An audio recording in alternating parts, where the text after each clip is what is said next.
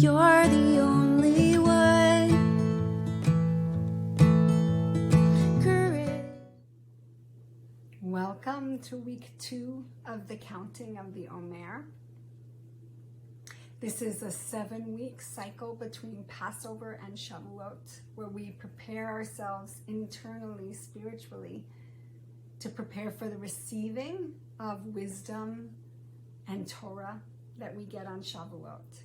And there's a mystical tradition of having a theme for each of these 7 weeks, and to do so from the Sfirot, from the divine emanations. And we are doing this practice, but centering in the Midot. And in these first weeks, there's real alignment between the Sfirot and the Midot. The Midot are our deepest values. And the first week was around empathy and concern, and really thinking about our relation to others and cultivating empathy with them. And this next week in the Sfirot is Gevura, strength, power, boundaries. And we put those two together and we have next week's Rachamim.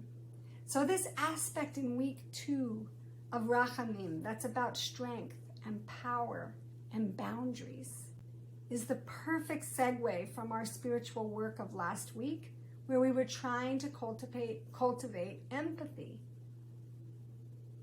Empathy brings us into a spiritual state of connection with others, where we imagine their experience, we think about their feelings and needs, and how to be present with it, without judgment, without minimizing, without changing it. Empathy is so important, but we can't just stay there. If we just stay in empathy, it doesn't move us into compassion, into rachamim. The next step in empathy is to take all the feelings and all the needs that we've been with and think about moving into action. And Gevura type action, this week 2 Gevura strength boundary, gives us an invitation to think about how we need to interrupt habitual ways that we have been in the world that are not full of compassion. Last week we talked about habitual ways that we minimize or are not empathetic and fully present with others. And in this week I want to talk about the ways that we are not fully present with ourselves, and in fact, not just not present, but judgmental and critical.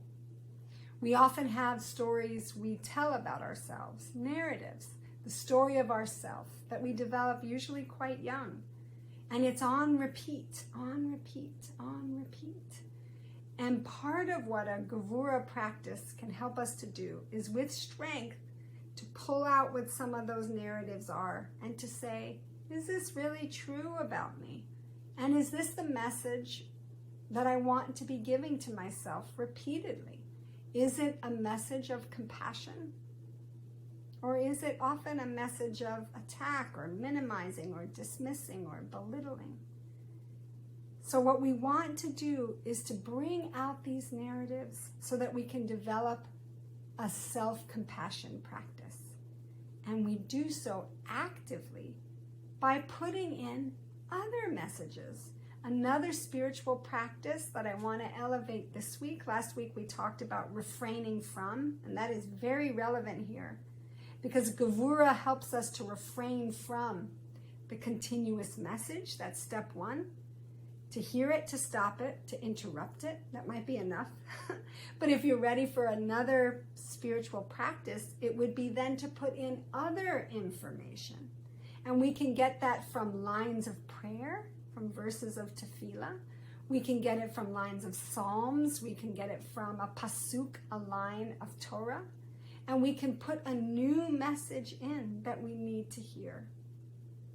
One of the places that gives us many beautiful verses to draw upon are our morning blessings. Elohai neshama shenatata bi tahorahi. God, the soul that you have given me is pure. This soul is pure, is worthy, is holy, is good enough. as a repeated phrase we can say throughout the day as we need it when we interrupt past messages. We can also find ones that feel very personalized to this moment by looking at the Birkot HaShachar, the morning blessings, and there's poetic ones that call out for us to be freed, captives that are freed, Matir Asurim. One that asks us for having all of our needs met if we're needing to cultivate trust and getting our needs met. She'asali kol zorki.